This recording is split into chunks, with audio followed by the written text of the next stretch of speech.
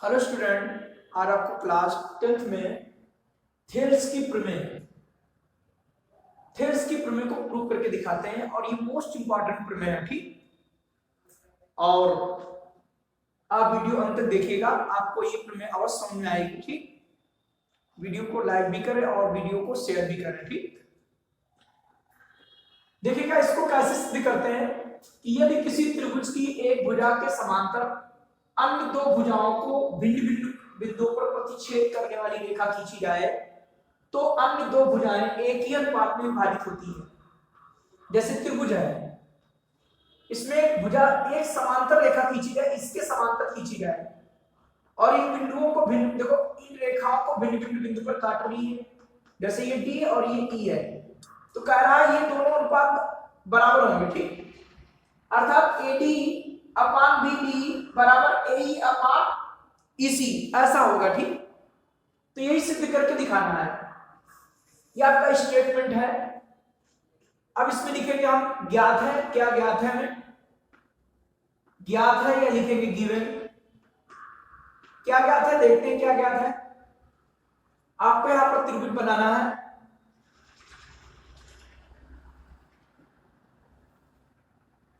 A, B और C, इसमें समांतर लाइनें खींची गई है। ये समांतर लाइन है D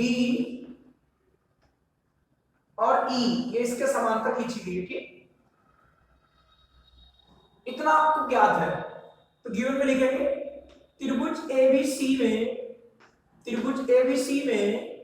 DBC के समांतर है।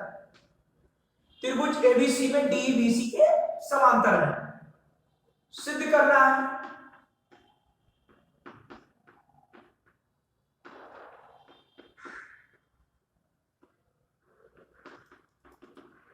क्या सिद्ध करना है कि AD अपान BD, या DB बातें की चीज है,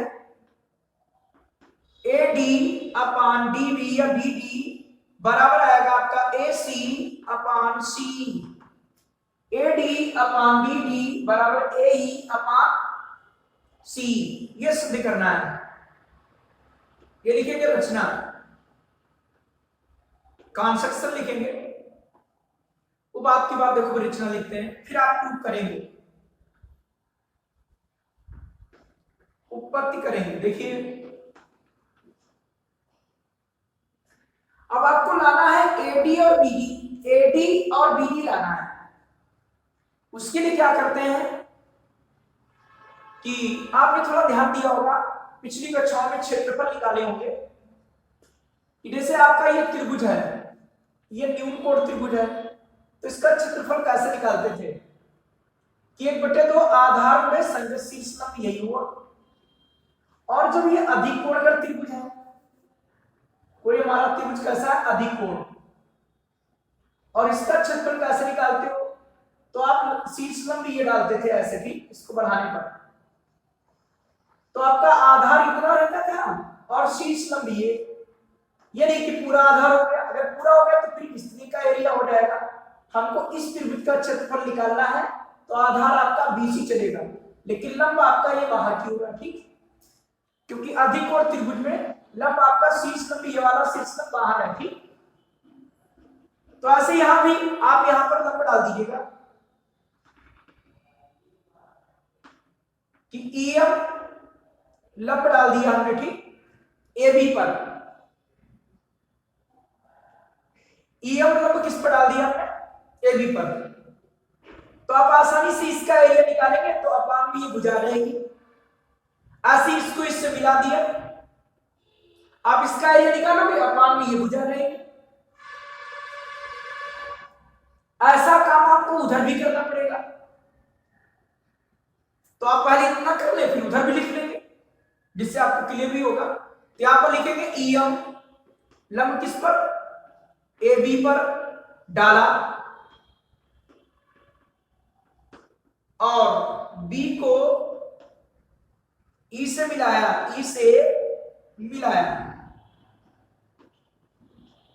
आगे बात की बात आगे उधर करेंगे फिर। तो आप यहां निकालेंगे क्या कि एरिया ऑफ त्रिभुज ADE एरिया ऑफ त्रिभुज एडीई मतलब एडीई का क्षेत्रफल बराबर 1/2 आधार गुणे संगत शीर्ष लंब।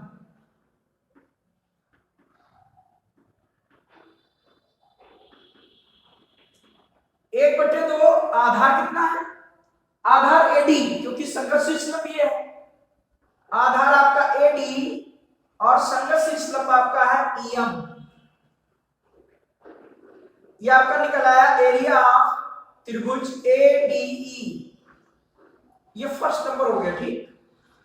अब ऐसे एरिया इसका निकालेंगे, भाई ये अधिक कोण है तो संगत शीर्ष लंब बाहर है, जैसे उधर बताया था कि एरिया ऑफ त्रिभुज बीडीई, बीडीई तो अपान में बराबर क्या आएगा 1/2। आधार कितना है? आधार बीडी है। आधार क्या है? ये त्रिभुज ले रहे हैं बीडी, आधार आपका बीडी और संगत शीर्ष लंब ईएम।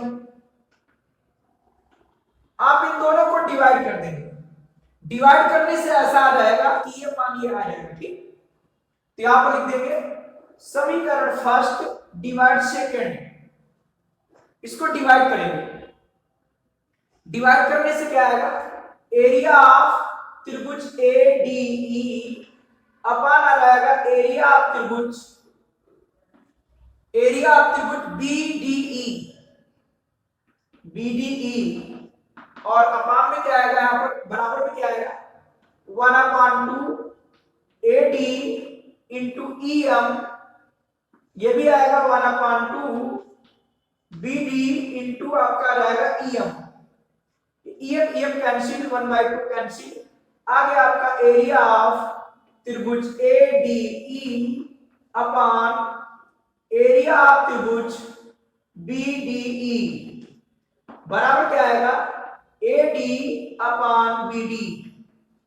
इसको समीकरण थर्ड डालकर इसको छोड़ देंगे, ठीक। इतना सभी को समझ आया होगा। इसका एरिया कैसे निकालेंगे? 1/2 आधार में शीर्ष लंब, 1/2 आधार में शीर्ष लंब। इसका एरिया क्या आएगा? आधार ही है, शीर्ष लंब ही है, ठीक। आधार ही है, जैसे कि ऊपर बताया था मैंने। इन दोनों को डिवाइड कर देंगे, आपकी समीकरण थर्ड आ गई। अब देखते हैं लंब इधर डालेंगे, क्योंकि इधर के लिए निकालेंगे तो लंब आप इधर डालेंगे। ये एल लंब डाल दिया और इसको इससे मिला दिया, तो यहां पर रचना लिखेंगे तथा डीएन, जो काम इधर किया वही काम उधर करने जा रहे हैं। डीएन लंब किस पर डाला? एसी पर डाला, व डी को सी से मिलाया, सी को डी से मिलाया, बातें की चीजें, सी को डी से मिलाया, सी को डी से मिलाया, ऐसा काम हमने इधर कर लिया, ठीक। अब क्या करेंगे? इधर निकालेंगे हम एरिया, एरिया ऑफ त्रिभुज एडीई बराबर अब आएगा 1/2 आधार आपका ए लेंगे, ए जैसे इधर एडी लिया था आधार ए, क्योंकि संगत शीर्ष लंब ही है तो आधार ले लिया ए और संगत शीर्ष लंब क्या आपका डीएन। ये क्वेश्चन फोर्थ हो गई। अब इसका एरिया निकालेंगे कि एरिया ऑफ त्रिभुज सीईडी 1/2 सीईडी 1/2 और ये क्या सी और संगत शीर्ष लंब आपका क्या है डीएन। जैसा कि आपने इधर किया था वैसे बिल्कुल सेम उसी तरीके से इधर भी करेंगे, दोनों को डिवाइड कर दो। समीकरण 4 डिवाइड 5 क्या रहेगा? एरिया ऑफ त्रिभुज एडीई अपान एरिया ऑफ त्रिभुज सीईडी बराबर क्या आएगा 1/2 ए इंटू डीएन अपान में आएगा 1/2 सी इंटू डीएन। तो डीएन डीएन कैंसिल, ये कैंसिल, तो आपका क्या जाएगा देखिएगा,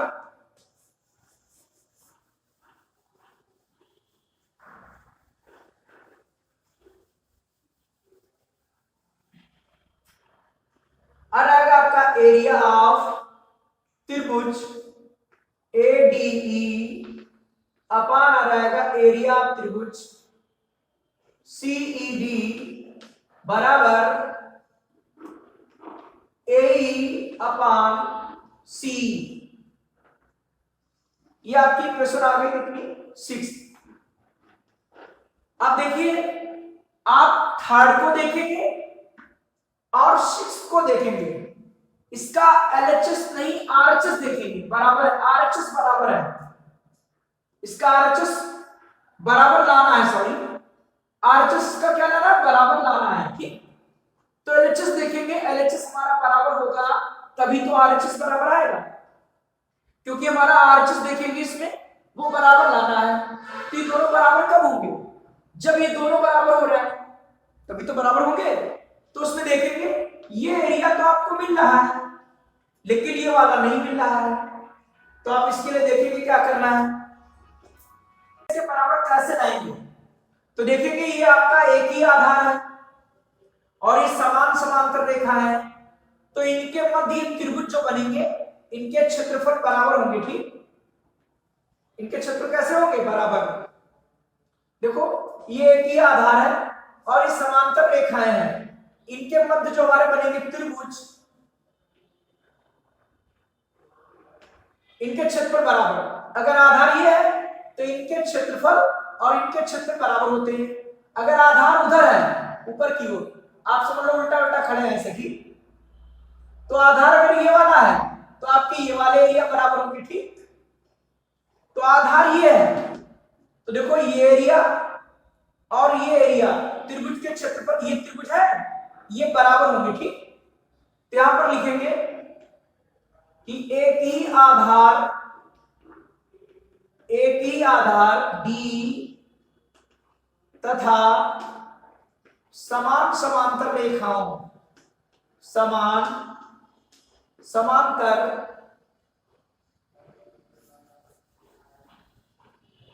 समांतर रेखाओं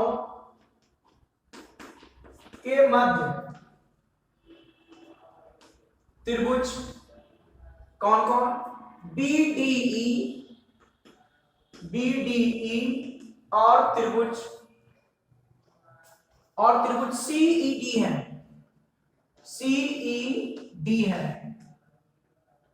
इसीलिए ये चूंकि लिखेंगे, इसीलिए इनके एरिया बराबर होंगे।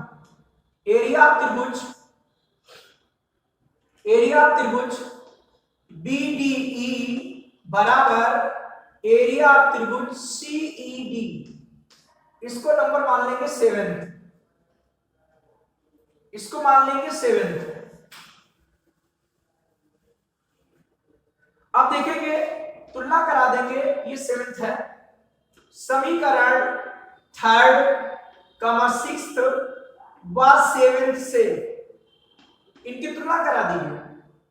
अब देखिए भाई ऊपर वाला है बराबर है, ये दोनों बराबर लिया है, देखो बराबर लिया है कि नहीं समीकरण 7 में, तो आप जानते हैं ये दोनों बराबर होंगे, इसीलिए आ जाएगा आपका AD अपान BD बराबर AE अपान C।